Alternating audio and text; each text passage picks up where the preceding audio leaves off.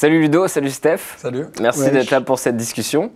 L'objectif, c'est d'arriver à parler de moyens de diffusion qu'on a sur Internet, à la fois gratuits, mais aussi peut-être d'autres moyens qui seraient hors des grandes plateformes qu'on connaît. Et du coup, peut-être pour commencer, on peut parler de votre parcours. Qu'est-ce que vous faites sur Internet et où est-ce que vous êtes historiquement diffusé et comment vous avez évolué au fur et à mesure? Alors nous, on a commencé la chaîne Osons Causer il y a presque 7 ans, c'est ça, presque 7 ans, en juin 2015. Et ce qu'on fait, c'est de l'information et de la formation politique sur Internet. Et au début, on était essentiellement et uniquement sur les réseaux sociaux, sur Facebook et YouTube. Et on faisait surtout, on n'a pas fait que ça, mais surtout de l'information qui réagissait à l'actualité politique de manière sourcée et avec un angle. Et là, depuis presque 2 ans, on a lancé un site web à nous qui s'appelle Osons Comprendre, où là on fait de la formation politique, où on prend le temps de faire des plus longues vidéos de vulgarisation qui font autour de la demi-heure, un petit peu moins, et sur notre propre plateforme sans dépendre des algorithmes. Okay. C'est ça qu'on fait. Et peut-être on peut repartir au tout début parce que j'ai l'impression que l'histoire est sympa à raconter. J'ai l'impression que vous avez fait partie des premiers à avoir un peu osé codiffuser à la fois sur YouTube et sur Facebook. Et je sais pas, il y avait un peu une croyance à l'époque de il faut concentrer les vues à un endroit, construire sa communauté à un endroit. Et je sais pas, vous vous êtes dit non. Ça, c'était plus à la base une idée de Xav, donc le troisième avec qui on a monté la chaîne, qui plus a compris, je pense, assez tôt dans le game de Internet en général, à l'époque, que c'était intéressant de tester, de diffuser les vidéos sur Facebook, avec les formats carrés, avec les grandes bandes noires et tout. À l'époque, il y avait quasiment personne qui le faisait. Et du coup, ça a fait connaître la chaîne sur Facebook. Puis les petites vidéos qu'on faisait à l'époque, ils faisaient genre 5-10 minutes max, ça se prêtait bien à Facebook, où à l'époque, il n'y avait pas que ta grand-mère et ton oncle de 70 ans. Du coup, il y avait encore un peu de jeunes qui partageaient des trucs dessus. Donc c'est un peu comme ça que ça s'est fait connaître. Mais c'est vrai qu'il y avait un petit peu quand même un partage, au sens où notre chaîne a plus grandi sur Facebook, du coup, que sur YouTube. Et moi, je me souviens, vous étiez à fond dans essayer de performer sur ces plateformes, mais que ce soit sur YouTube ou sur Facebook, en effet, en faisant peut-être des vidéos courtes, en respectant un format carré, en testant des trucs à chaque fois, qu'est-ce qui performe le mieux et tout.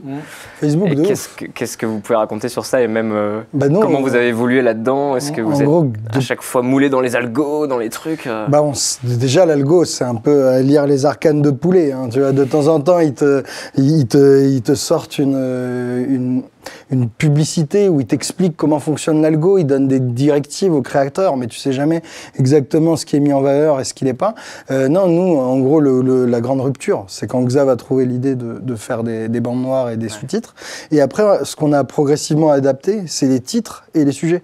Et on s'est rendu compte qu'avoir des sujets politiques qui soient partageables, c'est-à-dire dont à la fois le titre qui va t'attraper le regard quand tu es sur le fil d'actualité et le contenu de la vidéo, est déjà une information, on t'explique pourquoi, et on t'explique pourquoi c'est important de le partager, et on le pré-mâche pour que, nous c'est ce qu'on a appris à faire, pour que quand un public, quand un ami de cet individu qui partage regarde la vidéo, il comprenne pourquoi son pote l'a fait. Et on a adapté nos choix de sujets et nos titres pour rendre plus facile l'acte de partage.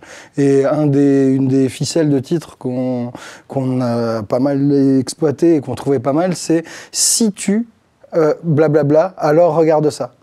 Parce qu'on trouvait qu'à la fois c'était très engageant dans le fil d'actualité, tu vois les grandes bandes noires et tout, et du coup si jamais tu es impacté par blablabla, tu as des chances de prêter attention, et en même temps ça justifie le partage, parce que si jamais toi et moi on doit se partager un contenu, on peut se dire tiens, je sais pas, j'ai vu, admettons c'était vegan, regarde ça, tu vois, et ça a l'air ça nous semblait faire partie des pratiques ordinaires des gens, et du coup cette astuce de titre et de choix de sujet a été un peu importante dans notre apprentissage de la plateforme. Ouais. Donc c'est pas tant l'analyse de l'algo ou quoi, c'est plus comportement humain, qu'est-ce qui va pousser la personne à partager les vidéos et du coup est-ce qu'elles deviennent virales quoi. Parce qu'on s'est rendu compte de ça. Il y avait les deux à la fois, vois, en gros, pour la plateforme. Imagine, on a tout de suite commencé par mettre les mêmes vidéos sur YouTube et sur Facebook. Ouais. Toute notre chaîne, on a fait ça. Okay. Et à un moment, Xav il a l'idée de faire des bandes noires, un format carré et des sous-titres.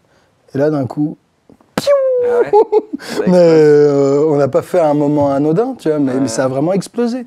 J'ai pas souvenir de la première, mais j'ai souvenir de la deuxième vidéo qu'on ait faite comme ça. Ouais. C'était sur le 49.3 pendant la loi travail et Nuit debout. À un moment, le gouvernement Valls, il a fait le 49.3 pour imposer de force la loi travail que personne ne voulait et contre laquelle défilait toute la gauche. Et du coup, évidemment, nous, on était impliqués dans ce mouvement social. Enfin, tu vois, la situation s'y prêtait.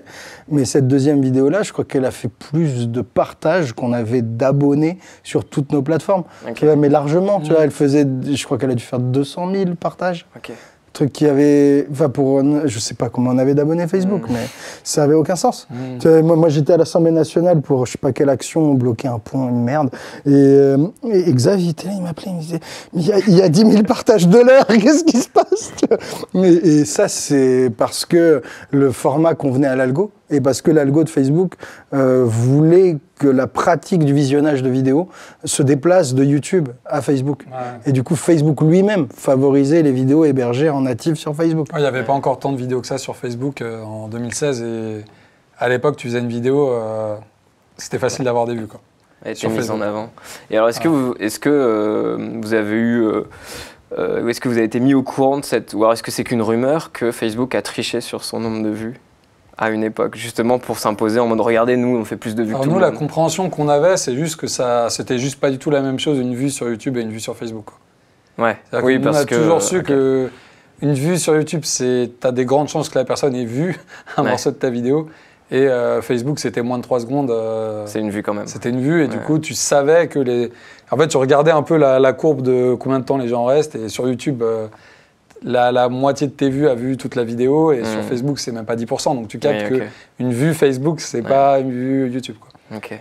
Ou je sais plus, on avait un peu en tête que c'était un ratio 1 pour 4, un truc comme ça, un truc comme genre 1 pour 4, 1 pour 5. Mais sur Facebook, on cherchait surtout les partages. Ouais. En gros, dans notre manière de réfléchir, c'est pour nous le truc qui était décisif, c'est le partage. Et ça a pas mal bougé. Et comme YouTube, pas. Parce qu'il n'y a pas de fonctionnalité de partage vraiment inclus dans le réseau social. Plus quoi. Le bouche à oreille, tu l'envoies à quelqu'un en bilatéral, mais c'est moins commode. Et même après, partager une vidéo sur YouTube, sur Twitter, ça c'est montré. Mais partager une vidéo YouTube sur Facebook ou sur Instagram, c'est comme si tu partageais rien, c'est plus montré qu'un lien YouTube. Tu vois, parce que justement, tu as une rivalité entre les plateformes. Et du coup, ils veulent contenir leurs spectateurs à l'intérieur de la plateforme et pas envoyer vers des contenus extérieurs, quoi. Et du coup, pour YouTube, évidemment, comme c'était les mêmes vidéos, on avait la même construction d'appel à l'action et d'appel à partager. Mais oui, force est de constater qu'on avait moins de métriques et qu'on voyait moins la vidéo circuler. Et alors, vous avez senti des évolutions aussi dans les plateformes, dans les choix à la fois politiques ou d'algo ou même d'audience générale et tout. C'est quoi, ça a été quoi les étapes et aujourd'hui on en est où? Enfin vous, c'est quoi votre vision? Alors nous, il y a un peu le truc qu'il y a aussi, il y a un moment on a arrêté de chasser les vues justement. Ouais. Après la présidentielle de 2017, le moment où on a décidé justement de faire un site et au-delà du site, en fait, l'idée c'était qu'on avait beaucoup traité l'actualité. Et en fait, il y a un moment où on s'est dit, on a envie de se mettre à niveau sur les grands thèmes, énergie, climat, un peu toutes les questions écologiques en général, même des trucs aussi d'éco. Voilà, on se disait, on a appris des trucs par notre formation, nos études, on avait fait des prépas, des études d'éco, de socio, de philo, de machin, etc. Mais, trajectoire aussi à côté télo, quoi. Politique, machin. Mais il y a un moment où on s'est dit, bon, si on veut vraiment aller au fond des sujets et donner quelque chose aux gens qu'ils n'auront pas forcément ailleurs, il y a besoin. On ne peut pas juste se contenter de taffer quelques jours sur une vidéo. Il faut qu'à un moment, on prenne du temps et qu'on aille vraiment au fond des sujets. Et du coup, ça, on savait que ça n'allait pas forcément marcher aussi bien, ou en tout cas que ce serait différent de ce qu'on avait fait jusque-là. Et du coup, il y a aussi un moment où on a un peu accepté qu'on allait faire moins de vues parce qu'on s'est dit qu'on avait besoin de faire un autre type de vidéo avec, qui soit plus de la formation que juste de l'information. Et parce que jusqu'à ce moment-là, financièrement, comment vous vous en sortiez? Parce que vous monétisiez vos vidéos sur YouTube. Donc publicité sur YouTube, sur Facebook, ça rapportait rien. Il n'y en avait pas à l'époque. On l'a jamais fait d'ailleurs. On l'a jamais fait et ça n'existait pas. Vous aviez des dons sur Tipeee? On avait des dons sur Tipeee. Ça s'est monté le gros de ce qu'on jusqu'à... Je crois qu'on a dû maximé à 3005, notre meilleur mois, tu vois, genre le mois d'avril ou mai des présidentielles 2017, le truc ou Bloop, tu vois. Et en même temps, on avait des partenariats, mais à peine, tu vois, on n'était pas du tout une chaîne YouTube qui fonctionnait vraiment avec ça. Nous, le gros de nos partenariats, c'était le partenariat avec Mediapart pendant la campagne présidentielle, où on faisait une vidéo sur 2 en alternance avec Usul, une vidéo pour leur live. Et ça, c'est le gros, et on avait, je crois, à cette époque-là, on avait dû faire 3 vidéos pour des ONG, trucs comme ça. Et du coup, en gros, on vivotait l'essentiel de notre boulot. Bénévolat, quoi. Bah, presque. Disons, c'était encore largement un grand pari sur l'avenir. Heureusement qu'on était en colocation à 3 et qu'on pouvait se répartir un peu. Il y en a un qui prenait les factures, qui payait le loyer, tu vois, et on pouvait se répartir l'argent à l'arrache, mais c'était pas du tout pérenne. Tu vois, on s'est rendu compte qu'on avait tous 30 berges. Il y avait bien un moment où il y allait avoir d'autres aspirations dans la vie, pourquoi pas des chiards, j'en sais rien, tu vois, et du coup, chaud de se projeter avec ce type de mode de vie et d'assises financières. Et du coup, ça a vraiment participé à notre réflexion. Xav a été beaucoup moteur là-dedans, d'ailleurs. Je pense que beaucoup de gens qui font des vidéos sur YouTube, Facebook, etc., passent un peu par cette phase, quoi. Tu as une phase où tu commences un truc parce que ça te passionne et que tu as envie de le partager, etc. Tu fais ça pendant un certain temps et il y a un moment où tu te rends compte qu'il faut quand même gagner ta vie. Et du coup, tu réfléchis à comment créer cette indépendance qui va te permettre de continuer à bosser de manière sereine. Et l'autre côté, je pense que ça, c'est un des gros moves qu'on est beaucoup à ressentir dans notre carrière de gens qui font des vidéos. Et l'autre aspect, c'est plus le temps passe, plus tu captes que tu es dépendant des algorithmes et des plateformes sur lesquelles tu as commencé à faire tes vidéos. Et potentiellement, plus le temps passe, plus tu te rends compte qu'il faut plus poster régulièrement pour continuer à être montré. Et la quantité de contenu que les algorithmes ont à montrer augmente. Du coup, c'est peut-être un peu plus concurrentiel aussi de est-ce que le truc que tu as passé des heures à faire, est-ce qu'il va être vu ou pas, même par tes propres abonnés. Et du coup, je pense qu'on est aussi nombreux petit à petit à prendre conscience du fait que c'est une situation où on dépend assez fortement des choix des algos. Et s'ils choisissent un moment Facebook qui ne veulent plus montrer autant de vidéos qu'avant, du jour au lendemain, tu feras plus autant de vues qu'avant, même si ton travail est mieux qu'avant.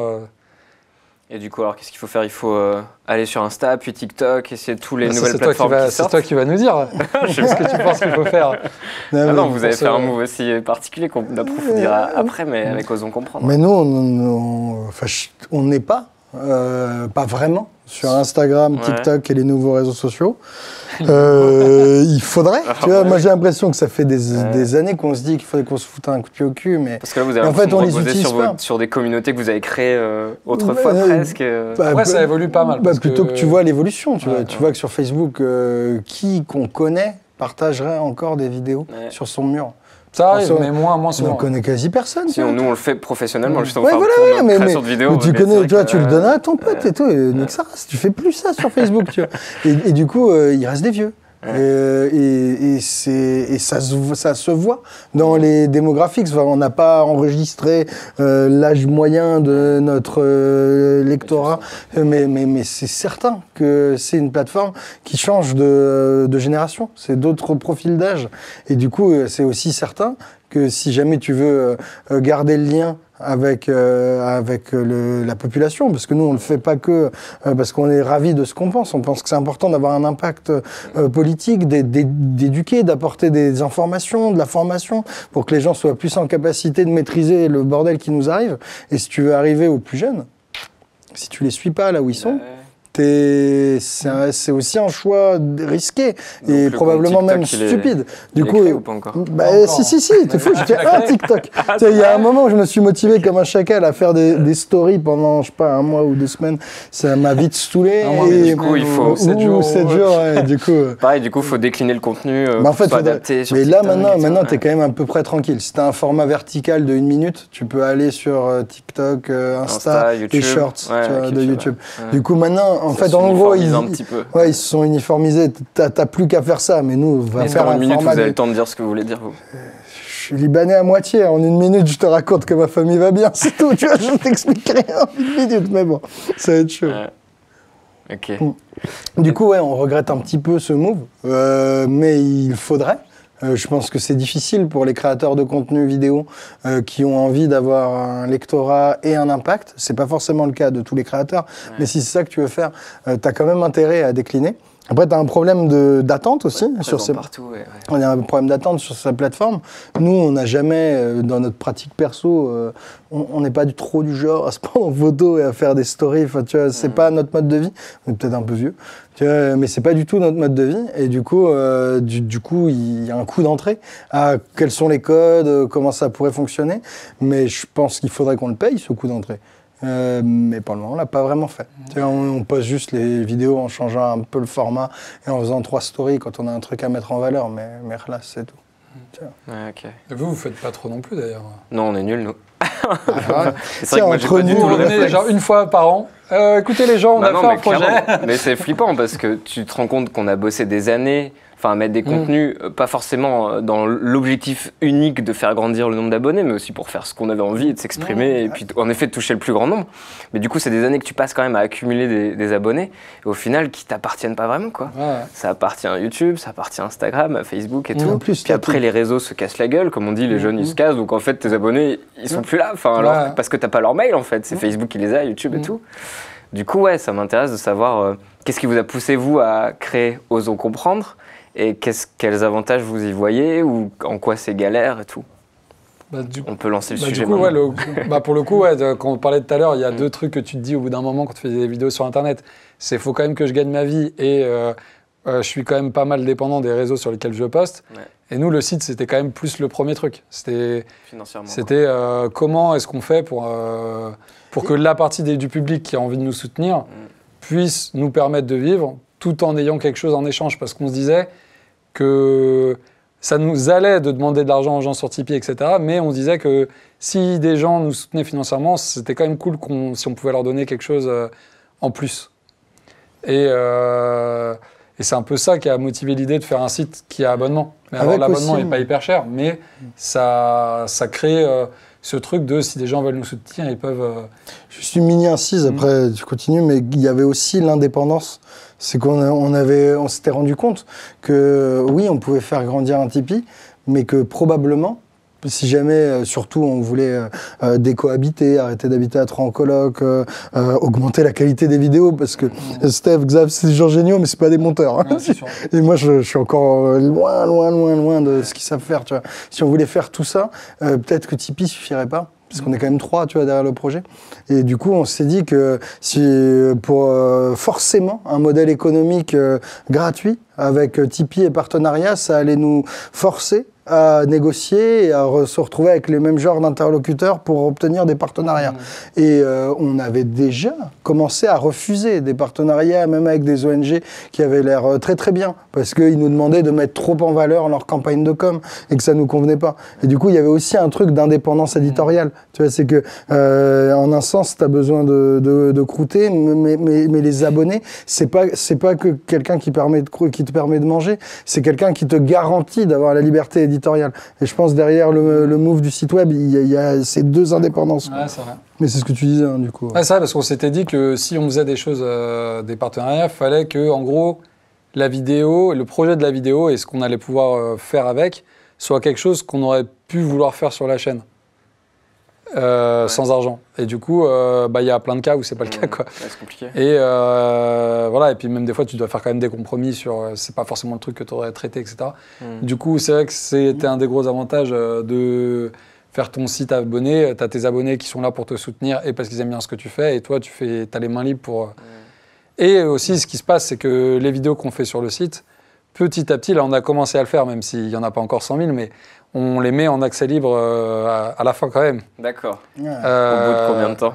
Du coup, on a mis un peu de temps avant de le faire parce que juste on était la tête sous l'eau et qu'on n'y pensait pas et tout. Ouais. C'était l'objectif au départ? Ouais, on s'est toujours dit qu'on allait à un moment les mettre en accès libre. Okay. Parce qu'on ne travaille pas pour... le but de notre travail, c'est de diffuser des idées, nous d'apprendre des choses et ensuite de le partager. Donc c'est complètement con si on a mis des heures à avoir l'impression de vulgariser un sujet pour en fait qu'il soit vu par quasiment personne. Donc il y a toujours eu l'idée qu'à un moment ça passera en accès libre et que simplement les gens qui nous ont soutenus, ils ont le truc en avance pendant un certain temps, quoi. Et voilà, on commence à le faire, mais c'est sûr que ça le décale dans le temps, le moment où ton travail est vraiment vu par le gros de ton public. Et du coup, ça peut être une petite frustration d'avoir un modèle de site à abonnement. C'est que effectivement, tu passes des heures et tu mets beaucoup d'énergie et de toi dans des vidéos qui n'auront un retour que très longtemps plus tard. Peut-être que vous avez un peu plus l'habitude de ça avec le côté là, série. On n'a rien sorti depuis longtemps, donc faut pas. On n'est pas le des fait de faire une exemples, série, par exemple, tu travailles pendant longtemps sur un projet sans avoir de et puis retour. on en sortit une par mois, Et du coup, ça met entre le moment où tu as réellement fait le truc et le moment où tu as les retours des gens qui te disent qu'ils ont kiffé ou quoi, tu as quand même beaucoup de temps. Et du coup, je sais pas comment vous l'avez vécu, mais nous, quand on sort une vidéo qu'on a fait 1 an plus tôt et qu'on la met en accès libre, même si on a des retours cool, en fait, t'es plus dedans. Ça fait quand même plaisir, mais c'est loin en fait. T'es déjà plus dans le. Alors que quand tu froid un peu, genre. C'est ça. C'est ça. Alors que quand tu fais ta vidéo, tu la montes, tu la balances 2 jours après et t'as les gens qui réagissent. T'es encore dedans, t'es encore dans les émotions de ce que t'as écrit et du coup le côté retour émotionnel est vachement plus fort. Ça, c'est la puissance des réseaux sociaux. On a beau dire ce qu'on veut, mais c'est quelque chose qui était quasiment impossible dans les médias avant. Tu vois, avant, dans les médias, t'avais le courrier des lecteurs, t'avais les interactions entre un journal et son public, t'avais les quelques émissions live ou les talk-shows, mais c'est tout. Tu vois, alors qu'avec les réseaux sociaux, même des créateurs de contenu, des simili-cinéastes comme vous, peuvent avoir un impact beaucoup plus rapide. Tu vois, t'as pas toutes les tranches de production et t'es en interaction directe avec ton public. Du coup, c'est vrai qu'on est peut-être devenu exigeant avec l'immédiateté des réseaux sociaux. C'est vrai que t'as ça. Après, nous, sur le site aussi, au début, on avait peur, tu vois, de passer au payant. Tu vois, parce que j'ai l'impression que tous les gens de notre génération d'Internet, je pense qu'on a déjà piraté à peu près tous les contenus possibles, de toutes les manières possibles. On s'est démerdé pour ne pas payer à peu près n'importe quoi qui existe sur cette terre. On a trouvé un moyen pour ne pas le payer. Et j'ai l'impression qu'il y a ça de manière cardinale et profonde dans la culture d'Internet. Et c'est important, tu vois. Je pense que moi et beaucoup de gens qui proposons un contenu payant, derrière un paywall, on les contourne, les paywall. Et du coup, se sentir légitime de proposer ce déplacement à ta communauté et de lui demander de t'accompagner, ça nous a fait vraiment flipper. On a mis du temps à maturer le projet, à nous autoriser, à accepter de le faire. Et aussi, quand on a osé se franchir le pas, on a mis la barre beaucoup trop haute. Tu vois, il y a plein de choses à se dire sur notre lancement, les vidéos, la qualité du site, mais on a été fous. On faisait une vidéo par semaine de 25 minutes de fond méga sourcé sur des problèmes politiques et généralistes. Hein. C'est pas comme si on faisait full climat ou full énergie. On parlait de ça, puis de l'Europe, puis de la population mondiale, puis de la Chine, puis de je sais pas quoi, puis de la 5e République et on est devenu fous. On a vraiment frisé le burn-out et heureusement qu'on n'a pas fait nos 3 burn-out en même temps, sinon c'était terminé. Tu vois. On a alterné, Xav il est plus avec nous, il a laissé des plumes, Steph il a laissé des plumes, j'ai laissé des plumes, on s'est cramé parce qu'on pensait que pour justifier les entre 3 et 10 euros de notre abonnement, il fallait produire vraiment beaucoup parce que sinon on ne méritait pas cet argent. Et je sais pas si c'est réplicable ce que je vais dire, mais pour nous, c'est sûr que c'était une grande erreur. Si on avait dû tout refaire, on aurait dû lancer le produit, lancer l'abonnement, le site internet, désolé je dis produit, mais on aurait dû lancer ça en réfléchissant mieux à ce que ça allait impliquer comme rythme de travail et en pensant à la pérennité du truc. Parce qu'en plus, on faisait ça pour pérenniser notre activité. On faisait ça justement en imaginant nous projeter sur de plusieurs années. Et là, on a failli vraiment se cramer de manière fatale. Et du coup, je sais pas si ça peut être utile, mais faut pas être trop ambitieux. Faut savoir ce qu'on peut faire. Grave. Et du coup, le seul avantage, c'est que du coup, on a plein de vidéos sur le site. Du coup, c'est le seul côté positif. Ah, c'est sûr. C'est comme ça qu'on se rassure. On se disait, de toute façon, ça sert à quelque chose. Au moins, quand les gens s'abonnent maintenant, ils ont plusieurs dizaines de vidéos à découvrir. On a vite fait le catalogue. Et on a pu commencer à passer justement des vidéos en accès libre pour tout le monde en se disant que les gens qui sont abonnés, ils ont encore plein de trucs, plein de vidéos exclusives de toute façon. Et du coup, Et du coup, voilà. Du coup, notre côté flippé, vouloir super justifier de faire payer les gens, il est encore un peu en paix. Mais en fait, quand il y a début 2021, on a changé le rythme, on en fait 2 par mois maintenant nouvelles. Donc là, il y en a 80 sur le site des vidéos, plus 2 nouvelles par mois. Et quand on a dit ça à nos abonnés, ils nous ont dit, genre nous on avait peur que les gens je passe des abonnes ou quoi. Les gens nous ont fait, ben oui c'est normal, reposez-vous un peu. Genre, et en fait il s'est rien passé en fait. Les gens ils étaient là, genre ouais bah ok, c'est normal en fait. On n'a même pas vu de différence après dans les abonnés ou quoi. Et ça nous a donné un peu du temps pour vivre. Parce qu'en plus, à côté, il faut continuer à faire vos formats plus courts, et ça, on a galéré. Ça, on a beaucoup sacrifié. On a beaucoup sacrifié. On a beaucoup sacrifié. Et puis, on a aussi découvert des tracas d'entrepreneurs. Puisque tu as quand même un des avantages à la galère et à être un peu juste à peine au-dessus de l'eau et en dehors des radars, c'est qu'on n'avait pas vraiment de statut, tout était facturé en auto-entrepreneur, c'était rien. Et là maintenant, on a une entreprise avec un site à gérer, avec une comptabilité à tenir, avec du coup une relation client qui n'est pas du tout la même que celle des réseaux sociaux. Dans les réseaux sociaux, tu as une relation client, c'est en un sens. Enfin, tu as une relation avec ton public. Tu as les commentaires, les messages privés qui peuvent parfois être insupportables, pas trop pour nous, mais pour des femmes, des gens qui prennent des positions sur YouTube, ça peut être un enfer. C'est du coup manger des petits trucs sympas quand même. Avec le Covid, on a pris, on a la joue rosée. Tu vois.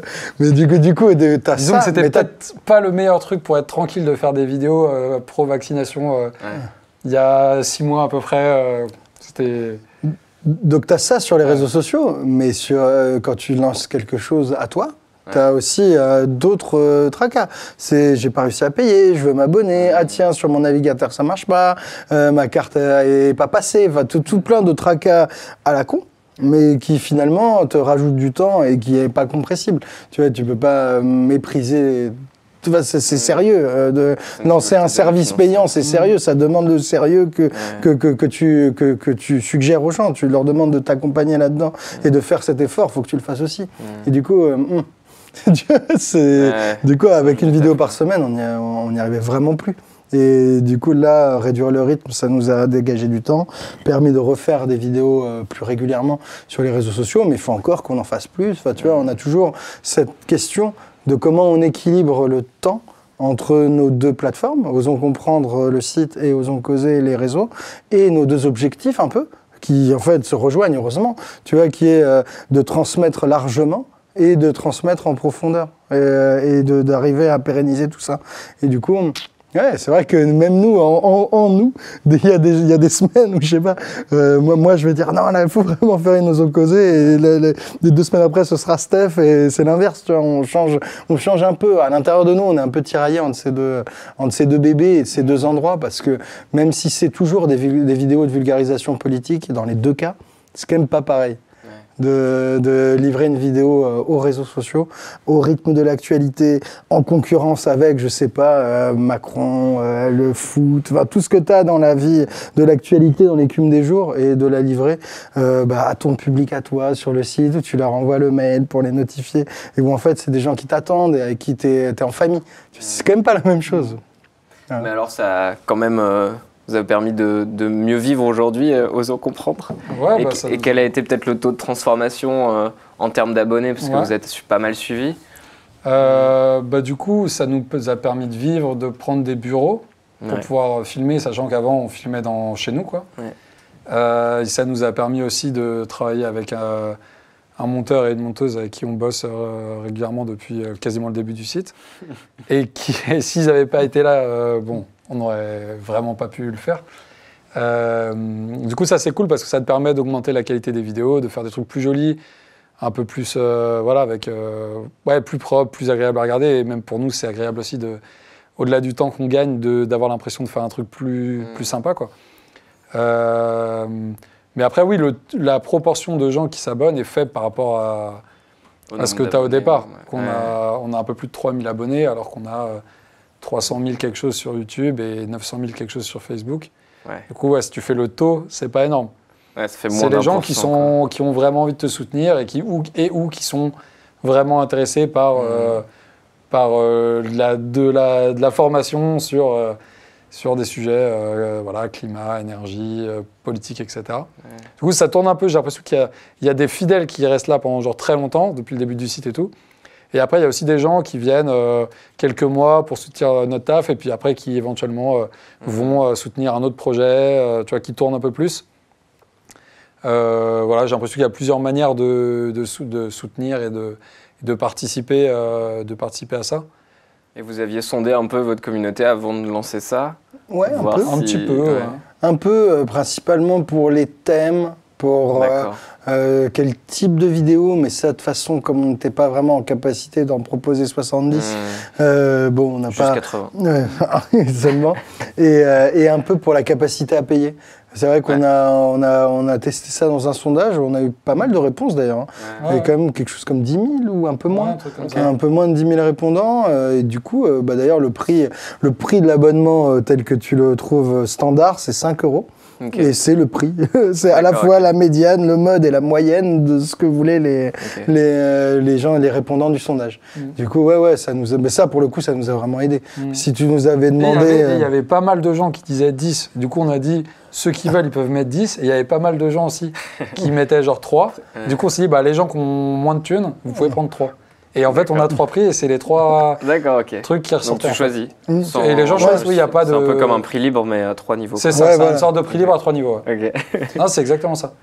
Du coup, en fait, en vrai, c'est ce que tu disais tout à l'heure sur le piratage, c'est qu'en fait, en même temps, quand les gens n'ont pas envie de payer, ils peuvent ne pas payer. Ouais. Mais en fait, j'ai l'impression qu'aussi un truc qu'on découvre avec le temps, c'est que en fait, les produits, les trucs qu'on trouve stylés, on a besoin de les soutenir. Et du coup, quand on est jeune et qu'on n'a aucune thune, t'as pas de thune et du coup, tu t'essayes d'avoir ce que tu veux voir sans avoir de thune. Mais quand tu commences à travailler, à avoir des revenus, etc., le temps passant, tu te rends compte que ça peut être cool de filer 5 balles à machin, 5 balles à truc, parce que en fait, t'aimes bien ce qu'ils font et que tu sais, et que t'as capté que si personne les soutenait financièrement, ils n'allaient pas exister. Et du coup, en vrai, on s'est rendu compte que en fait, t'as toujours des gens qui éventuellement vont peut-être avoir le truc et voilà, ils se barrer, machin. Mais en fait, la plupart des gens, s'ils s'abonnent, c'est plus parce qu'ils ont envie de soutenir ton travail qu'autre chose. Et du coup, faut aussi compter sur le fait qu'il y a des gens qui sont chauds pour soutenir tes projets, quoi. Quand t'as beaucoup donné de... Et en termes de com, alors vous relancez souvent avec des vidéos justement sur les réseaux et tout pour dire venez vous abonner à Osons Comprendre pour nous soutenir. Dans la fin, quelquefois en cours de vidéo ou un peu au début, mais plutôt à la fin. Pour faire des liaisons avec des sujets que vous avez approfondis. Dès qu'on fait une liaison, on dit vous pouvez creuser, ça tombe bien, on l'a traité là, allez voir cette vidéo, Osons Comprendre, elle est nickel. Ou à la fin, on leur explique ce qu'il y a dessus et quelle est notre démarche. Et des fois, on essaye de se forcer à le mettre en début de vidéo YouTube. Parce que je sais pas si tu as remarqué, mais beaucoup de gens qui sont bien meilleurs que nous en marketing vidéo, quand ils ont, je sais pas, une BD à vendre ou un produit connexe payant, ils en font la pub en début de vidéo. Et du coup, on se dit que si les bons font ça, ils doivent être un peu meilleurs que nous. Chacun son domaine de compétences. Du coup, on essaye de se forcer. Fabien Olicard fait ça, donc c'est que ça doit être le meilleur truc à faire. J'ai à ce type, mais du coup, on prend les compétences, on essaie de copier. Faut qu'on se force parce que... Vous faites des teasers des vidéos que vous mettez sur on a un peu testé on a essayé les teasers, pas partagé tant que ça. Oui, du coup, ça. Okay. Du coup, c'était assez peu vu. On a essayé teaser, on a essayé de publier la conclusion récap parce que sur Osons Comprendre, la conclusion pendant longtemps, c'était un récap conclusion où tu avais les informations isolées. On a essayé aussi de faire un digest. Tu as juste après quasiment avoir tourné la vidéo Osons Comprendre de 20 minutes avec tous les arguments. Moi, je refaisais une version un peu mitraillette comme ça où ça tient en 6 minutes. Mais non, c'est moins concluant que publier la vidéo, la vidéo entière, mais plus tard. Pour ramener des gens, je veux dire, sur la plateforme, quoi. Enfin, sur votre site. Même ça a l'air plus efficace, tu vois. D'accord, de mettre les trucs en entier en disant il y en a d'autres en entier. Voilà. D'accord. En gros, si tu mets la vidéo en entrée, et que les gens kiffent, ils ont envie de voir le dessert aussi. Et du coup, c'est en fait le truc qui marche le mieux, c'est quand on publie une bonne vidéo du site et que des gens découvrent ce qu'on fait. Parce qu'en fait, le truc, c'est que pas mal de gens ont une image de notre travail qui correspond plus vraiment à ce qu'on fait depuis 2 ans. C'est vrai qu'on Comme en fait, on a passé énormément de temps à bosser en profondeur des sujets et en faire des vidéos de plus de formation que d'informations d'actualité. Y a beaucoup de gens qui, même encore aujourd'hui, en fait, découvrent que ce qu'on fait, c'est pas ce qu'on faisait il y a quelques années et se rendent compte soit que ça leur plaît pas du tout, soit au contraire qu'en fait ils aimaient pas trop et qu'en fait ils adorent. Et du coup là on a des gens qui s'abonnent mais qui aimaient pas forcément ce qu'on faisait il y a 3-4 ans, mais qui en découvrant les vidéos qu'on fait maintenant sur le site voient que ça correspond à ce qu'ils cherchent aujourd'hui et s'abonnent. Du coup en fait c'est pas mal de... Après nous d'abord on les publie parce qu'on avait envie de partager les infos, mais on a remarqué que ça marchait pas mal aussi pour donner envie de s'abonner, quoi. Trop bien. Et alors du coup, s'il y a d'autres choses positives à retenir de se créer un site comme ça serait quoi? Est-ce que vous avez... Les gens sont cool, déjà. Ah oui, putain. Ouais, on n'a pas parlé. Ça fait plaisir. Ça, c'était de la communauté. Bon, en un sens, ça s'explique. Vu que tu restreins l'audience à des gens qui ont vraiment envie de connaître et de soutenir ton travail. Mais c'est la bienveillance des commentaires, elle est vraiment agréable. Et surtout, là, comme disait Steph, pendant la période où on se faisait savate sur le Covid, non, c'était très agréable. Et surtout, les gens sont intelligents, vraiment c'est de haut niveau, et voir les commentaires, ça fait sur plaisir. YouTube, tu as souvent des commentaires intéressants, enfin, tu as dû remarquer, même je pensais pareil sur tes vidéos, tu as des commentaires cool, mais ils sont un peu noyés dans plein de commentaires random, et des fois des commentaires pas bien dès que tu traites un sujet qui est un peu clivant, tu vois. Alors que sur le site, on a que des commentaires intéressants, et les gens qui critiquent de manière constructive.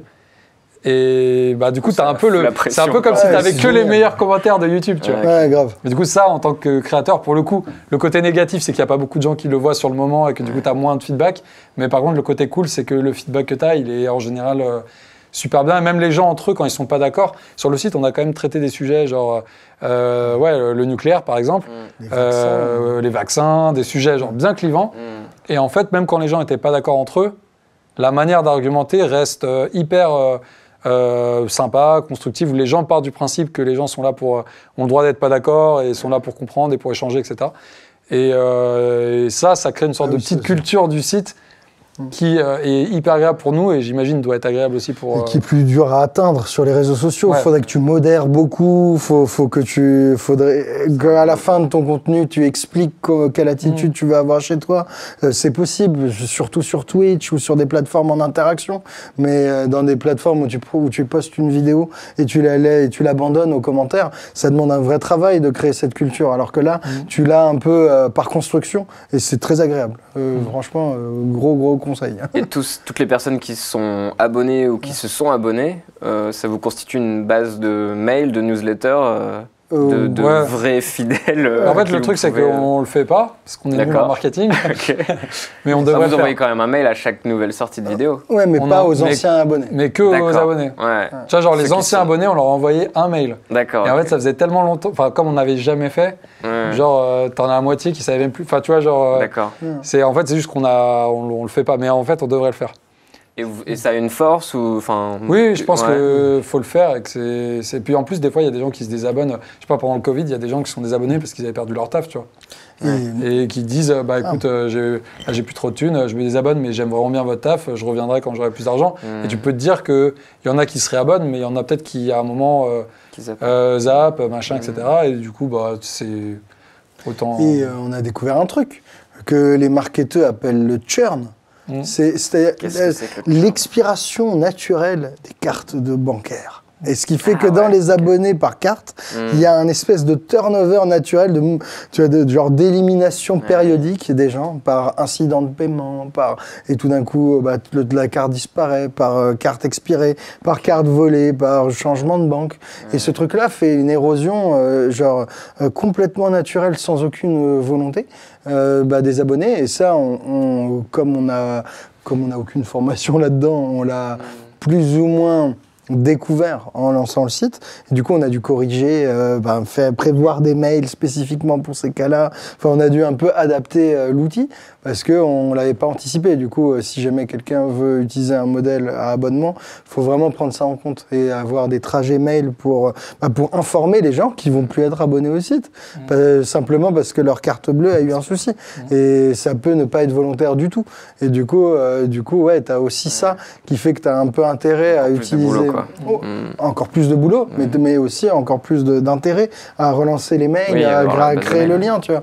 Et du coup, si quelqu'un peut être meilleur que nous, faites-le. Il y a de la place et c'est bien. Mais pour revenir sur ton autre truc qui est la diffusion, où tu as peut-être des choses à dire et à discuter. Nous, on a un truc qui ne sert pas à grand-chose en termes de diffusion.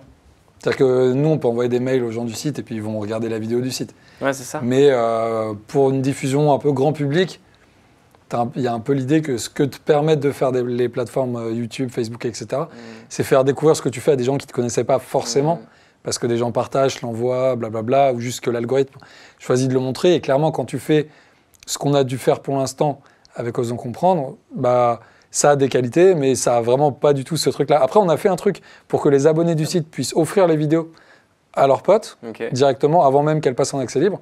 Donc on a essayé de faire un peu quand même le côté, genre leur permettre de partager les vidéos à des gens qui ne sont pas abonnés, machin.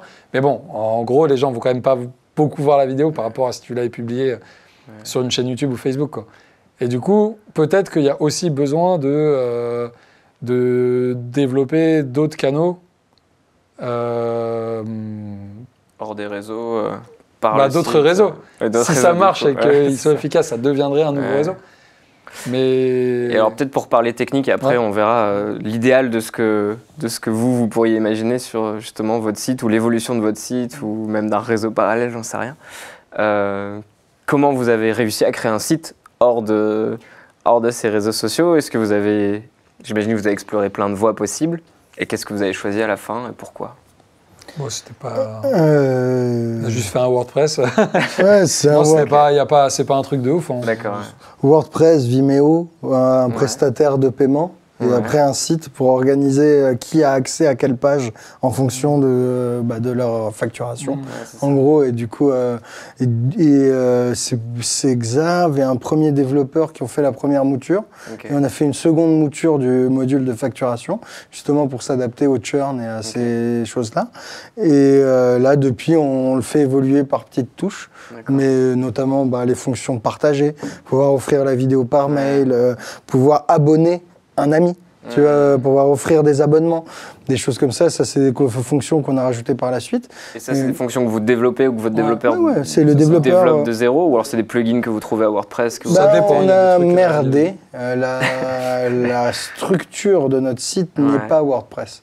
En gros, on utilise enfin bon, on s'en fout totalement. On utilise le back-office custom, donc c'est on utilise le back de WordPress. Et du coup, pour nous, il n'a pas eu à développer toute l'interface propriétaire pour que nous, on puisse voir nos membres, nos abonnés. Vous, tout ça est sur WordPress, mais... Quand vous créez une nouvelle vidéo, vous créez une publication WordPress, quoi. Ouais, voilà. Donc tout ça est très simple de notre côté. Mais les modules essentiels sont développés à part et connectés à WordPress. D'accord. Après, moi, je t'en parle, je suis pas du tout technicien. Du coup, si ça se trouve, j'ai pas utilisé les bons mots et un développeur. Si t'as pas un développeur dans l'équipe, ça peut être compliqué, quoi. Du coup, on a. Surtout, on s'est rendu compte que c'est pas forcément facile de trouver des développeurs dispo et bons, quoi. Avec relation de confiance. Et qui sont motivés. Là, on en a un qui est bien, donc on est content. Mais, salut Pierre. Mais on a galéré, on a un peu galéré, quoi, à trouver. Et alors, ce serait quoi l'idéal du site pour vidéastes, pour diffuser justement ces vidéos ailleurs, peut-être avec une formule comme vous, par abonnement, prix libre, ou par location, par achat, ou je ne sais quoi. Enfin, vous, en tout cas, si vous avez une évolution à faire à votre site, ça serait vers quoi? À notre site? Ouais, je sais pas. Je pense que notre site, il pourrait pas trop devenir quelque chose comme ça. Parce qu'on n'a pas pensé comme ça et tout, mais... Non, mais je veux dire, quelle évolution, même pour vous, perso. Non, ce qui serait idéal, ce serait que une plateforme simili et hégémonique, n'importe laquelle qui est à pignon sur rue, donne la possibilité de voir l'ensemble des contenus de certains créateurs. Tu vois, redeviennent comme un flux RSS où tu es sûr de ne rien rater de chacun des comptes que tu suis. Mais je vois pas pourquoi elle ferait ça. Mais si jamais elle le faisait, ce serait génial. Tu vois, que tes 5 comptes, tu vois, ou 10, un truc comme ça, que tu soutiens et dont tu vois toutes les publications, et qu'elle pipe leur commission au passage, ça me paraîtrait pas bête pour des gens qui sont dans notre situation. Mais c'est-à-dire d'avoir un espèce un lecteur de flux RSS, tu vois, imagine, un lecteur de tous les réseaux sociaux auxquels tu es abonné, c'est ça que tu veux dire? Non, pas forcément. Imagine Facebook Watch, qui est la partie vidéo, ou YouTube Shorts, enfin tu t'en fous, mais tu mets un onglet où tu es sûr de voir tout ce que publient certaines pages que tu choisis, et où éventuellement tu peux les soutenir monétairement. Tu vois, une espèce tu mélanges Twitch et Facebook ou YouTube. Ça, je pense que ce serait super puissant. Ça te permettrait à la fois d'avoir la propulsion de l'algorithme et d'être dans les usages des gens, et d'assurer ton public de pouvoir voir toutes tes vidéos tout en tirant un revenu. Ça me paraîtrait être un truc super. Après, si on veut sortir... Tu imagines un truc clos, enfin, je veux dire, interne à YouTube, puis interne à Facebook, puis interne... Non, tu imagines un truc qui relierait tout. Un truc qui relierait tout, ce serait la Rolls-Royce. Tu vois, ce serait vraiment la Rolls-Royce. Mais tout ton problème, c'est de gagner l'usage.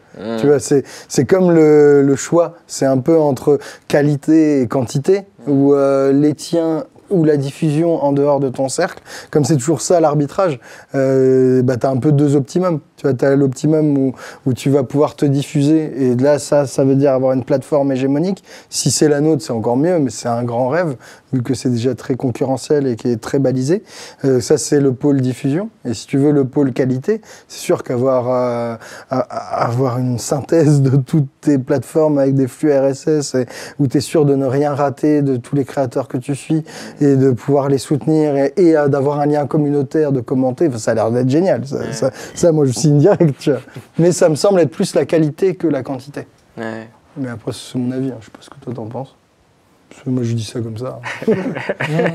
J'ai pas trop réfléchi à cette question, tu vois. En gros, c'est sûr que toi, en tant que créateur, t'aurais envie que, en gros, les gens qui ont décidé au moins de s'abonner à un moment à ta chaîne voient ce que tu fais. Mais si YouTube, Facebook, etc. Vont de plus en plus vers ne pas forcément montrer le contenu des gens qui t'ont abonné, c'est qu'a priori, ça marche en termes de... Si YouTube, par exemple... Voilà, c'est que c'est plus intéressant pour YouTube de montrer des vidéos d'autres gens que des gens à qui tu t'étais abonné, parce qu'en fait, peut-être que tu as en réalité plus envie de cliquer sur les vidéos des gens que tu suis pas. Des concurrents, quoi. Pour nous. Et du coup, c'est pas évident de savoir... Le truc, c'est que c'est pas évident de te dire qu'est-ce que YouTube met en avant, parce que le YouTube que tu vois est tellement basé sur ta conso perso de vidéos et sur tes centres d'intérêt que je trouve que c'est hyper dur de se rendre compte de vraiment ce que te fait l'algo et de comment ça te biaise par rapport à il y a quelques années où on va dire que l'algo il te montrait un peu plus, en gros, les chaînes auxquelles tu étais abonné, quoi. Et maintenant, c'est de plus en plus les trucs qu'ils pensent que tu vas avoir, mais qui ne sont pas forcément les trucs auxquels tu es abonné, quoi. Bah, tu crées un nouveau compte sur YouTube, tu redeviens un nouveau spectateur et tu vas voir, tu peux voir un nouveau YouTube complet. Si tu regardes d'autres vidéos à ton IP ou à ton IP, et du coup ils savent qu'en fait on a eu le cas là, avec ma copine assez récemment. On s'est installé ensemble et on a acheté une télé. Et du coup, on avait un YouTube vierge de la télé. Tu vois, avec une nouvelle unbox, on était logués dans rien. Et on a commencé à regarder nos conneries de vieilles chansons algériennes. Et on a découvert des chansons, mais jamais de la vie YouTube nous l'aurait montré. Mais du coup, à mon avis, t'as des mondes infinis. Je me demande même si YouTube, si quelqu'un à YouTube peut imaginer tous les différents YouTube qui existent. Et ça vaut pour Facebook. C'est vrai que si YouTube y avait intérêt, si les gens regardaient, ils le feraient. C'est vrai. Du coup, peut-être que la solution qualité, c'est la meilleure. D'arriver à fusionner plusieurs flux de plusieurs plateformes, je sais pas. Mais après, ma question, c'était plus orientée sur votre site. Enfin, ça serait quoi l'outil idéal pour vous, même pour votre site, si vous deviez revenir à la base ou même dans l'évolution de votre site, quoi. C'est vrai que nous, pour l'instant, on réfléchit plus en termes de... En gros, nous, le truc qui serait idéal, c'est... En fait, la raison pour laquelle on a fait Osons Comprendre, une autre raison dont je n'ai pas encore parlé, c'est que l'idée, c'était de créer une bibliothèque de vidéos où des gens qui, à un moment de leur vie, ont envie de vraiment comprendre les trucs qui reviennent tout le temps dans l'actualité, puissent venir et tu comprends vraiment comment ça marche l'Union européenne, tu comprends vraiment c'est quoi les enjeux du climat, etc. Des vidéos intemporelles. Voilà, et qui sont un peu intemporelles. Et en fait, nous, notre idée de base, c'était de ne pas être les seuls à le faire. C'était de commencer le site pour qu'il existe et machin, et gagner notre vie, machin. Mais l'idée, c'était que, idéalement, c'était pas forcément que nous. C'était des gens qui avaient des compétences pour bien vulgariser de manière rigoureuse et en même temps accessible et compréhensible par tout le monde, des sujets qu'on juge importants ou cool, puissent venir et faire des vidéos. Et du coup, nous, notre envie, si on a des choses à développer sur le site, c'est moins pour l'instant des trucs techniques que d'avoir d'autres personnes qu'on aime bien, qui font des contenus qu'on trouve cool et qui puissent venir sur le site. Et du coup, là, on va avoir devenir un diffuseur qui va financer d'autres créateurs ou alors. Tu vois, là, on va faire un test avec, dans pas longtemps avec Gilles de la chaîne Eureka, qui fait de la super vulgarisation éco-finance que, je sais pas, moi, je regardais sa chaîne depuis des années, quoi.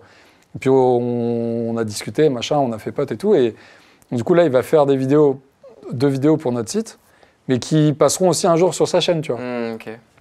Et alors du là, coup, comment vous mettez d'accord sur les revenus ou quoi? C'est vous voulez acheter sa vidéo ou alors vous faites un partage, c'est un peu un mélange t'as une somme, plus si des gens s'abonnent par lui, bah, il aura une partie des abonnements et du coup, nous, vous êtes capable de le voir. C'est ça, nous on se dit qu'idéalement... On n'a pas développé le site mais on a trouvé une manière d'arriver à faire ça. Mais c'est vraiment une astuce. Si jamais ça fonctionne, il faudrait qu'on améliore un peu le site web pour nous permettre de faire ça plus facilement. Là, mais si ça marche, c'est un test, tu vois. Un truc qui nous paraît très cool, mais du coup, il faut que ça marche et on va voir si les gens accrochent et tout. Mais idéalement, si jamais il pouvait y avoir plusieurs personnes qui, au lieu d'être seulement sur Tipeee, de temps en temps, quand ils ont envie, ils font une vidéo sur notre site.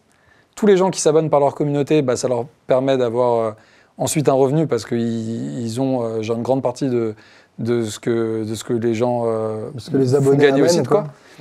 Et du coup, ça leur ferait un moyen de se financer en plus. Nous, ça nous ferait des vidéos cool sur le site. Et ces vidéos-là, comme les nôtres, passeraient en accès libre de toute façon à un moment et peut-être plus rapidement que les nôtres, tu vois. Et du coup, l'idée, ce serait de pouvoir devenir, à la fois de faire grandir la bibliothèque et de le faire d'une manière qui soutienne le taf de plusieurs autres créateurs qui font des vidéos qu'on trouve cool et qu'on trouve qui affinitaires avec le projet de ce qu'on fait sur Osons Comprendre, quoi.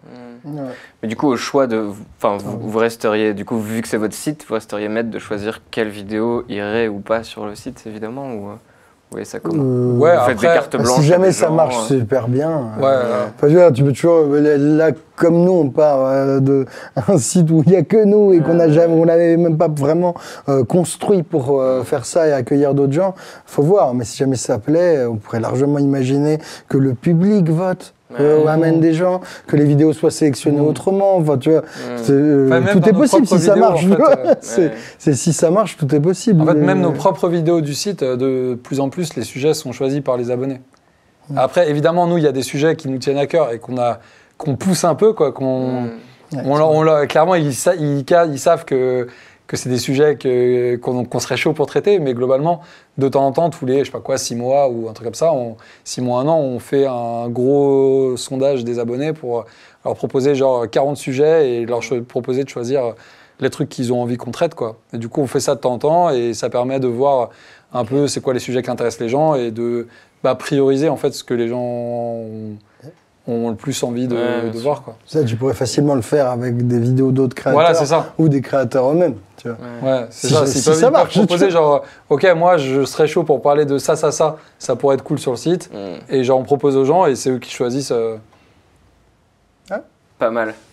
Ça, et le Tipeee, la base de tipeurs que vous aviez, est-ce que ça a été une communauté solide à qui vous avez pu communiquer pour Osons Comprendre, qui ont basculé ou qui... On a un peu qu'on basculé, des choses comme ça, On a écrit, on leur a donné un code promo. En gros, parce qu'ils nous ont soutenus de ouf. Et même d'ailleurs, pendant la période avant qu'on sorte le site, on a fait beaucoup moins de vidéos. Du coup, ils étaient toujours là parmi nous à nous soutenir, c'est ouf, tu vois. Et du coup, on leur a fait un code promo et je sais pas si on a suivi combien sont passés. Je me rappelle plus combien. Je me rappelle plus. Okay. Mais on n'était pas conscient de tous les outils de métrique qu'on aurait dû mettre en place dans le site initialement. Du coup, on les ajoute petit à petit, mais il y a pas mal d'informations qu'on ne pouvait pas capter et parce qu'on n'avait pas construit le site en les anticipant. Et du coup, ça c'est un truc de newbie, hein, mais c'est comme ça. On essaye petit à petit de nous améliorer. Est-ce qu'il y aura un intérêt à ce que votre site devienne votre Tipeee ? Bah, c'est un peu le cas. En un sens, c'est un peu le cas. Mais dans un sens, enfin, où vous auriez vraiment un système de dons, genre au lieu de dire si vous voulez nous soutenir pour nos vidéos gratuites, vous pouvez donner sur Tipeee, bah là, dire vous pouvez donner sur Osons Comprendre. Ah bah, c'est un peu ce qu'on fait là, quand on fait une vidéo, on parle jamais de Tipeee. Oui, d'accord, ok. On dit si vous aimez bien notre travail, soutenez-nous. Ouais, sachant qu'en plus, si quelqu'un a envie de s'abonner, genre même enfin, si tu t'abonnes pour un mois, c'est gratuit parce que le premier mois est gratuit. Okay. Mais si tu veux. Autant avoir accès aux en comprendre. Mais si tu veux nous soutenir, voilà, au lieu de nous filer de l'argent sur Tipeee et de donner de l'argent aux actionnaires de Tipeee et à nous, autant nous le donner que à nous. Et même si tu t'abonnes juste pour un mois, tu t'abonnes un mois, tu regardes les vidéos que tu as envie de regarder, et puis si tu n'as pas envie de t'abonner plus longtemps, bah tu te barres, mais au moins tu as eu des vidéos, tu vois, donc tant qu'à faire. Enfin, on voit pas trop l'intérêt que quelqu'un aurait, s'il veut nous soutenir, à nous soutenir par Tipeee, plutôt que de nous soutenir sur le site et avoir les vidéos en plus, quoi. Ouais, je vois. Du coup, on pousse plutôt les vidéos du site. Et après, on se dit aussi que si les gens s'abonnent, ils vont kiffer et que... Enfin, en tout cas, s'ils sont affinitaires avec ce qu'on fait, ils vont rester. Mais même dans le discours, tu vois, quand on parle d'Osons Comprendre, on parle plutôt de ce qui s'y passe, de pourquoi c'est intéressant. On n'en parle pas uniquement comme un moyen de nous soutenir. Ouais. Alors que tu vois, assez souvent, quand un créateur parle de son Tipeee, c'est pour me soutenir, pour que je puisse continuer à faire ce que je fais, blablabla. Et du coup, on est aussi un peu dans un modèle hybride, où dans la manière d'expliquer ce qui s'y passe et pourquoi tu es soutenu par cette plateforme, bah nous, on est obligé de marcher sur deux jambes et en un sens ça nous va bien. Je sais pas si c'est le meilleur choix, mais c'est sûr que ça nous va bien parce qu'on a des vidéos dont on est super fiers. Du coup ça nous va bien. Mais il faudrait parler aux meilleurs marketeurs du YouTube Game qui nous donnent des conseils. Ok.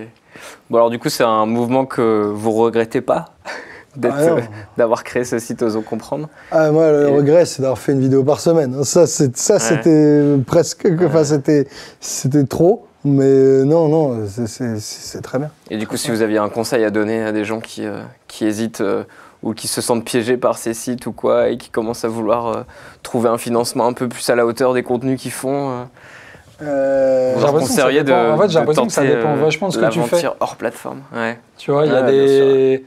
Tu vois, par exemple, vous, les vidéos que vous faisiez, etc., ça se prête vachement bien à faire quelque chose comme soit une série de vidéos où tu apprends des techniques, soit des sortes de moments où tu fais un atelier pendant une semaine quelque part, et voilà, ça coûte de temps, et du coup, c'est des trucs où tu t'engages pour un temps limité, toi, en tant que créateur. Je pense que quand les trucs que tu fais te permettent de faire ce genre de choses-là, c'est pas mal parce que ça te permet de gagner de l'argent tout en fait sans t'engager trop, tu vois, à long terme. Donc je pense que quand tu as... Si tu lances un truc d'abonnement direct, tu t'engages sur un an. L'abonnement, le côté cool, c'est que du coup, ça te fait des gens qui te soutiennent sur le long terme. Le côté dont il faut être conscient et qui peut être coûteux, c'est que du coup, nous, on est obligé de faire des vidéos tout le temps. Déjà, le Tipeee peut être une pression, le Patreon peut être une pression de te dire, il y a des gens qui donnent tous les mois. C'est ça. Ben alors, là, si c'est genre, c'est un abonnement payant. Techniquement, il y a des CGV. Hein. Techniquement, on est contractuellement lié à nos abonnés. Et vous promettez au moins une vidéo par mois? Je sais pas si je les ai mises à jour. Enfin, c'est pour te dire notre niveau d'exigence juridique. Non, mais c'est juste, c'est le contrat tenu un peu éthiquement, quoi. Mais du coup, le niveau de pression est largement supérieur à quand tu fais juste, tu publies tes vidéos et sans enjeu, quoi, parce que les gens sont là sur YouTube ou sur Facebook. C'est vrai que ça, il faut en être conscient. Ça va avec pas promettre une vidéo par semaine, sinon tu meurs. Je pense que le truc, c'est quand même de tester sans perdre trop de temps. Le conseil, si j'en avais un. Alors comment tu testes sans perdre trop de temps? Bah, en fait, je pense qu'il faut... Mais c'est un truc un peu classique sur Internet. C'est que souvent, quand tu n'as pas d'expérience entrepreneuriale, ce qui est le cas d'après tout le monde sur Internet, tu mets souvent la barre très haut pour ce que tu veux faire. Et du coup, tu mets beaucoup plus de temps à le faire parce que tu es trop perfectionniste. Et en fait, c'est un truc que j'ai l'impression que quasiment tout le monde passe par là et à un moment perd masse de temps pour faire un truc et qui au final aurait été très bien en se prenant moins de temps. Ouais, mais c'est toi le truc où tu avais peur que ce soit bâclé. Ce que tu peux faire à ce jour-là. Ouais, et inversement, il y a plusieurs gens dans les gens autour de nous qui, moi, que j'ai trouvé inspirants au cours des années, qui sont des gens qui, justement, étaient très forts pour commencer un truc sans avoir forcément les compétences et le faire justement avant d'avoir les compétences et d'apprendre sur le tas. Et en fait, tu te rends compte qu'en fonctionnant comme ça, ils ont réussi à faire beaucoup plus de trucs sur 1 an, 2 ans, 3 ans que quand tu veux commencer par faire quelque chose de très bien tout de suite parce que tu as peur de décevoir les gens. Et j'ai l'impression que c'est ça le truc le plus gros, en fait, plus que est-ce qu'il faut faire un machin abonnement, un truc, un bidule. Même pour les gens qui veulent se lancer, qui ont envie de... Tu vois, qui ont envie de partager sur, je sais pas quoi, sur une plateforme, ils ne savent même pas lesquelles, tu vois. Mais j'imagine qu'aujourd'hui, quelqu'un qui a envie de lancer quelque chose. Nous, quand on a commencé nos trucs, c'était quasiment que YouTube, tu vois. Mais maintenant, c'est encore galère, tu vois. C'est genre, tu veux lancer un truc, est-ce que tu veux faire ça sur Insta, sur TikTok, sur YouTube, machin, il y a 50 000 trucs, tu te dis, il y a tellement de contenu. Déjà, nous, quand on a commencé, on avait l'impression qu'il y avait plein de trucs. Maintenant, ça doit être horrible. Bah, en fait, je pense que ça doit être hyper facile aujourd'hui de passer des mois ou des années à essayer d'imaginer le truc idéal qui va trop faire kiffer les gens, alors qu'en fait, tu sauras jamais si ça intéresse les gens avant de le faire. Ça, c'est un des côtés positifs de TikTok et de ce genre de réseaux sociaux, c'est que c'est beaucoup moins prise de tête. En tout cas, initialement, ouais, ça, à mon avis, enfin, je sais pas, moi, c'est comme ça que j'appréhende et que je regarde cette plateforme. Je la vois comme vachement libératrice, en tout cas pour le moment. Tu vois, t'as moins de contraintes de format, t'as plus de gens qui tentent des choses. Alors après, tu vois bien qui copie qui à force, mais ça avait un petit côté vent frais qui peut-être devait dérider des créateurs ou des créatrices pour se lancer là-dedans. Alors que c'est vrai que si tu regardes le YouTube Game, wow, tu vois. Ouais. Tout est... Moi, c'est pas les mêmes exigences aussi. Pour lancer une chaîne il y a genre 4-5 ans et lancer une chaîne maintenant, moi je vais des gens qui lancent des chaînes. C'est génial. C'est directement à peu près propre. Ils ont à peu près un son correct, ils font un peu de montage. Genre, nous quand on a commencé, il y avait plein de trucs, c'était du fast cam vraiment dégueulasse avec rien, avec nous, même pas de tristesse. Ouais, c'est ça, il y avait nous même... nos premières vidéos, Bonjour Tristesse, c'est brut de chez brut de chez brut. Zéro... D'ailleurs, je trouve c'est intéressant, je trouve que la majorité en fait des gens qui font des vidéos sur Internet n'ont pas été formés à la production vidéo ni à la réalisation ou quoi que ce soit. Et d'ailleurs, c'est un truc que j'ai envie de vous poser. Ouais. Est-ce que vous ressentez la nécessité d'être accompagné peut-être par un producteur, ou est-ce qu'à un moment vous avez eu cette vision, peut-être en étant en lien avec Mediapart, est-ce que vous avez déjà été en lien avec des diffuseurs plus traditionnels, historiques? Et est-ce que parce que peut-être vous n'avez pas la conscience de toute la valeur que vous avez créée avec vos vidéos et qu'en fait elles pourraient être diffusées aussi hors de tout ça, surtout si vous êtes des contenus intemporels. Est-ce que ces vidéos pourraient pas être diffusées ailleurs, même traduites pour l'étranger, etc. quoi. On a diffusé une capsule pour une émission sur l'Europe, je ne sais même plus qui, et on parlait du gaz. Et on l'a pas sorti sur YouTube. Une capsule télé, ouais. Une capsule télé. On a fait une capsule télé pour... C'était une commande ? Ouais, c'était une commande, je sais même pas, je crois que c'était il y a des années, c'était de la merde. Et on a découvert l'existence des producteurs, au sens de producteurs de chaînes YouTube, il y a il y a 3 ans, un truc comme ça, à la Scam, je sais pas quelle sauterie à la con. Et c'était, je savais pas du tout qu'un YouTuber pouvait être produit. Je savais qu'il y avait des networks qui valorisait ta pub et en gros optimiser ça, mais j'avais pas compris que tu pouvais avoir des producteurs qui te mettent en lien une équipe technique, des financements et tout. Je savais pas que c'était, j'avais pas réfléchi. C'est plus qu'avec la qualité de production qui a augmenté au fur et à mesure sur Internet, en fait la qualité est équivalente à ce qui peut se faire sur la télé, même en termes de fond et même supérieur sur beaucoup. Donc du coup j'ai l'impression, enfin moi ma vision maintenant c'est même quand je vois un peu les regroupements de vidéastes qui se font avec le Frames, avec la Guild, etc., qu'en fait on est très très peu éduqués ou formés à ce métier qu'on exerce, quoi. Et du coup, on est même inconscient de tous les possibles qu'il y a en termes de vente des contenus qu'on crée. Oui, et on se restreint à une diffusion gratuite sur les grandes plateformes qu'on connaît. Et ça ne veut pas dire qu'il n'y a pas d'autres diffusions gratuites qui sont possibles, mais qu'on pourrait vendre aussi nos contenus ailleurs. Et en fait, c'est juste qu'on galère. Mais on galère juste parce qu'on ne sait pas comment. C'est vrai qu'on ne s'est jamais posé la question, ni on n'a jamais cherché à savoir si ce serait possible de diffuser sur un programme télé d'une chaîne qui correspondrait vaguement à l'idée. Genre à l'école, je sais pas qui pourrait vendre. On a des profs souvent qui nous écrivent en nous disant soit qu'ils ont diffusé des vidéos, ils ont compris ou quoi, soit qu'ils nous demandent la permission des fois pour le faire. Je crois qu'on est dans 2 ou 3 manuels scolaires. Ah ouais? Ouais, je me rappelle, je sais pas. Officiel? Des trucs genre Glénat ou je sais pas ce que c'est, les machins de manuels scolaires. On avait fait une vidéo sur Bourdieu et l'éducation, ça là je suis sûr qu'il y est lié. Et je crois qu'il y en a une ou l'autre qui est aussi, je crois celle sur Bolloré. D'accord. Dans un manuel scolaire, tu vois.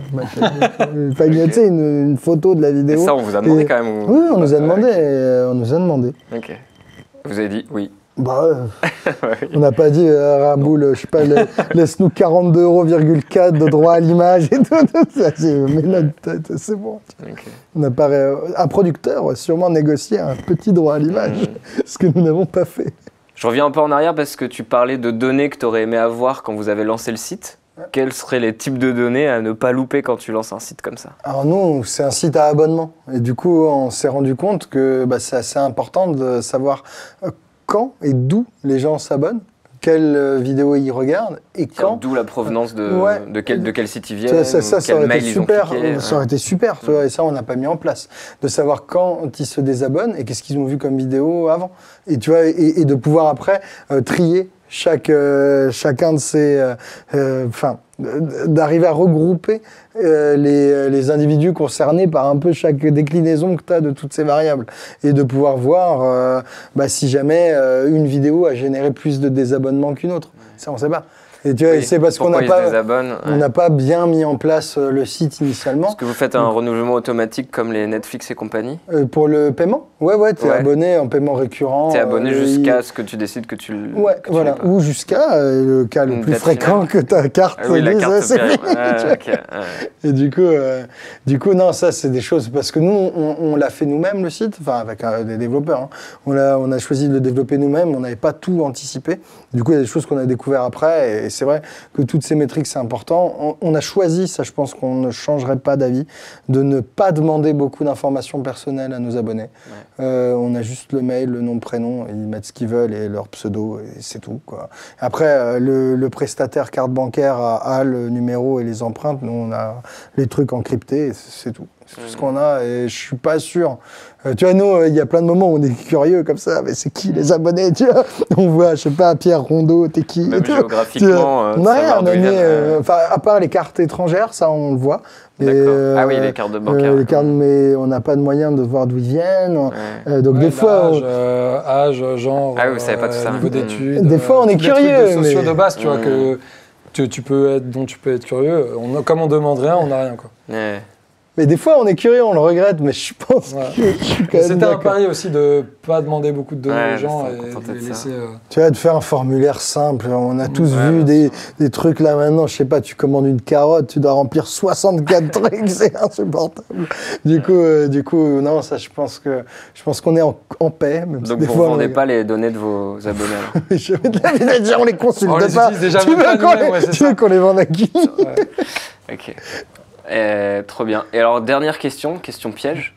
Est-ce qu'on peut se lancer en tant que vidéaste en créant son site directement sans passer par YouTube, Insta, TikTok, Twitch et compagnie? Est-ce que c'est possible selon vous? Si t'es déjà très connu, sûrement. Mais en fait, même ça, même en si étant t'es très inconnu. Mais il y a Trump qui essaye de faire ça, là. Il fait son... Non, mais il est connu. Légèrement. On a un petit exemple, là. Ah, vas-y. On a Guillaume Rosier. Ok. La Covid Tracker. Ce mec, c'est un développeur qui a mieux mis en valeur les informations publiques de l'assurance maladie et de Santé publique France sur le Covid, décliné de tout ce que tu veux, l'incidence, les réa, les vaccins, blablabla. Et il a fait un site plus joli avec son équipe que la plupart des gens. Et il s'est retrouvé à avoir un site super fréquenté, à être invité partout. Et en un sens, il part de rien. Du coup, si tu as l'idée de ouf, à mon avis, oui. Mais son site a été partagé de ouf, et lui l'a partagé à fond sur Twitter, etc. Mais après, c'est vrai qu'il était... Mais je crois qu'il c'était plus ou moins personne, ou un développeur parmi beaucoup, quoi. Un mec, je sais pas, il sortait à peine d'école, ou il était encore en école. Et tout le monde était bénévole et tout. En tant que créateur, vous avez déjà fait, vous, appel, j'imagine, peut-être à contacter des journaux en ligne ou quoi pour relayer la sortie de vos vidéos au début ou vous n'avez jamais fait ça? Jamais. Okay. Est-ce que vous avez déjà payé des espaces publicitaires sur des Facebook? On n'a pas essayé. T'as pas essayé, genre mettre 10 balles et ça n'a pas marché? On voulait jouer avec l'outil, parce qu'il nous propose booster la merde. On a voulu tester pour voir et qu'en fait, on n'a pas réussi à le faire. Okay. Et après, on s'est dit, vas-y, on s'en fout. Mais ouais, non. Mais un jour, peut-être, tu sais, quand Fabien Olicard ou les autres marketeurs nous diront quoi faire et tout, on le fera. D'ailleurs, je pensais à ça. YouTube, maintenant, propose des abonnements payants et de mettre des vidéos exclusives. Est-ce que vous y avez pensé? Et si oui, pourquoi vous n'avez pas choisi cette option? On l'a découvert un peu tard. D'accord. C'est récent, ça, non? Ouais, c'est récent. mais c'est plus ou moins quand on a lancé notre truc, un peu, c'est peut-être un chouïa avant, mais on l'a découvert un peu tard. Et après, nous, il y a quand même quelque chose, c'est que notre public n'est pas le même sur YouTube et Facebook. Okay. Je sais pas si tout le monde a ça, mais sur Facebook, on a un public en démographique qui est représentatif du public Facebook France. On est un tout petit peu plus masculin, mais ça se joue à genre 53-47, un truc comme ça. Et alors que sur YouTube, je sais pas, j'ai pas revérifié, mais on a été longtemps à 85% mecs, 15%. 80, tu vois. Maintenant, on est à 80-20. Ok. Et du coup, tu vois, si jamais c'était tu te lances... exactement les mêmes vidéos. Tout pareil, le même jour, tu vois, tout pareil. Et du coup, imagine si tu te lances dans ton truc à abonnement sur une plateforme où en fait ton public il est à 80-20 mecs, je sais pas, on l'a pas fait, mais probablement que ton contenu change. Tu vois, ou que tes types d'abonnés changent, la communauté, tu vois. Vous demandez à vos abonnés de choisir les... Vous avez regardé, c'était quoi les... Nos stats? Ouais, les gens sur Facebook, pareil, YouTube et tout. Je n'ai jamais comparé en effet entre Facebook et YouTube. Je me suis pas dit qu'il y aurait une différence. Bah nous, c'est le hasard qu'on a regardé, mais donc les utilisateurs choisissent. Ce serait marrant. Il y a vraiment des préférences suivant les. Ce serait marrant que tu checkes pour voir s'il y a aussi plus de. Mais je me demande si c'est pas un truc de plateforme que YouTube a longtemps été plus masculin dans les contenus un peu vulgaires, politiques. Après, c'est pas vrai pour tout, parce que sur YouTube, tu avais aussi tous les YouTube. Mais nous, c'est majoritairement masculin. Et sur Rouge Vert Bleu, encore plus que sur les Parasites. Okay. Moi, je vais être à 80-20 pareil sur Rouge Vert Bleu. Ok. Mais c'est des trucs d'usage, je pense. C'est comment chacun a dû atteindre peut-être 40 ou 45% de filles quand même. Ok, ouais. Enfin, ça dépend des moments. Okay. Quand on sort peut-être la série, ça remonte. Et du coup, ça, c'est en termes de spectateurs, je te parle pas des abonnés, mais bref. C'est vrai qu'il faudrait qu'on regarde en spectateur. Moi, c'est des vieux trucs, j'ai pas revérifié. Hein. Mais ça, quand tu fais des choix dans quelle plateforme tu vas, surtout pour te faire rémunérer, ça doit changer beaucoup. Et je pense que sur Twitch, d'ailleurs, ça doit être exagérément masculin, tel que le dit mon pifomètre, tu vois. Un truc venant du gaming.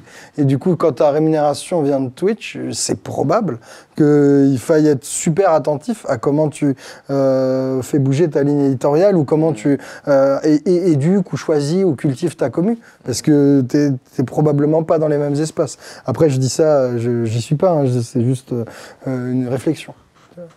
Bon, trop bien. Bah, merci pour ces échanges riches de plein d'infos. Bah, merci. Merci à toi. Et à la prochaine. Ouais, à la prochaine, hein, sur Rouge Vert Bleu. Voilà.